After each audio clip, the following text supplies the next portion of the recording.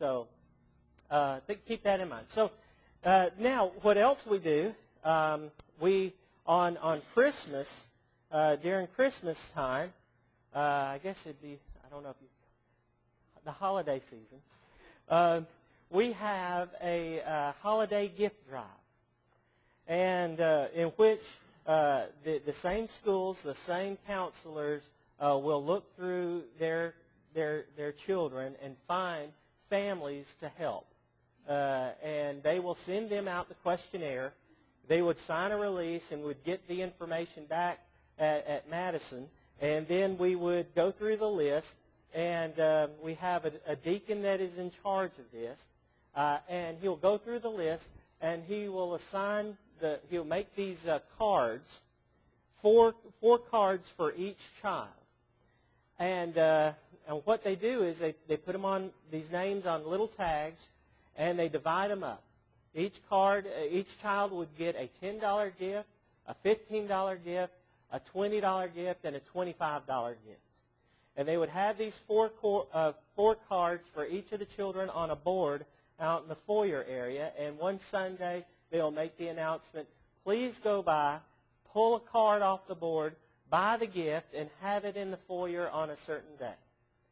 Now, it has the sizes of the child on the card, the amount of money there to spend, and the idea with the limitation of the money is because you don't want to buy gifts differing in values when they're siblings in the same home. It'll cause more of a problem if one child gets more than the other. So you set the limit, and you put the names on the board, and then members come out, pull the tags, buy the gifts, bring them to the building.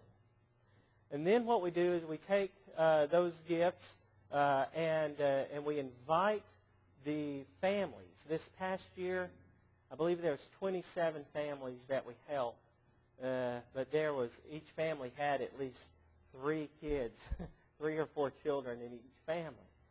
And so we had a dinner the week before Christmas, and we invited these families to the building, and we fed them dinner, and we had what we called friendly families come to the church building who were members there at Madison. And the Wednesday night before, I met with the friendly families, and I asked them to ask these questions of our guests. So I gave them a list of questions to ask. And on that list, what do you think was one of the questions? Can I set up a Bible study with you? And of that, then I gave our friendly families these cards to respond to write their response on these cards, to turn it back in, so it will help us with further follow-up of these families. And as a result of that, we got a stack of cards with more information on them than what one person could have done. And so the families come, we eat dinner. After we eat, the kids are taken up to a different room, and they sing songs. They are taught a Bible lesson, and as they're doing that, the adults we have a speaker that speaks about the work at Madison, and we ask them, to come back and visit with us, and then the friendly families help the parents take the gifts to the car while the children are away, and so the kids get home, and the Christmas morning they wake up with presents there. What do you think that does to the families, to the parents? It says there's a church that cares about us. And but like several other things, follow-up is needed. And as a result of follow-up with the 26 families, we had 4 families to set up studies with us. 2 are ongoing, and 1, they obeyed the gospel as a result of it. So the idea is it's not just a program. It's what fits Madison's thought process and strategy of reaching their community. And what you have here, that may not work. That may not work.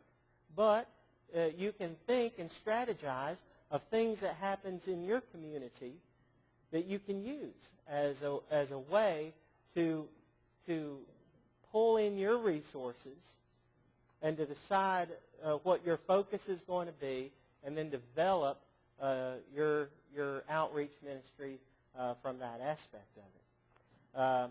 The one family that and this is a learning process, because many churches just have the separation between benevolence and evangelism. They're two in some congregations' mind, they're two totally separate entities, but they're not. They work hand in hand with each other. I tell you about the Harbins. The Harbins came to us from the gift drive. He was a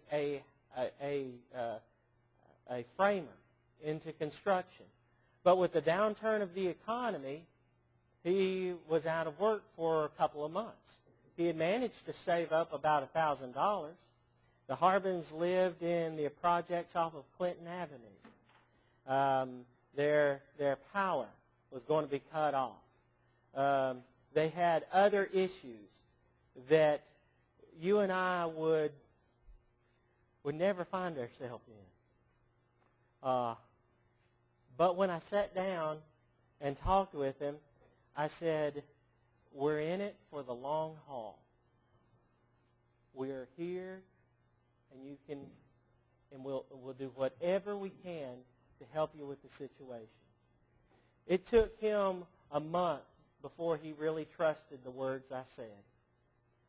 He would not tell me everything that was going on, so as things were unfolding and unraveling in their lives, it was like, first thought, why didn't you tell me, that this is going to be an issue? Why didn't you inform me of this? But what prevailed was the fact that we were going to be there for the long haul. And so whatever his issues or whatever his problems were, we had to deal with it. Here's the situation. He had grown up in a home where his mother had sent him out to buy drugs. And the only connection with his mom that he had was in the drug market. And so as he grew up, that was just part of his life. And anytime they needed something, financial-wise, who do you think he went to? His mom. And what do you think she did? And it just kept going on and on. When the church stepped in and we assisted them with the benevolence, what do you think happened?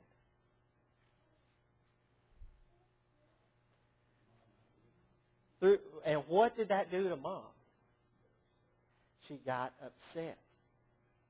And so the more the church got involved in their lives, the more troubled his life became.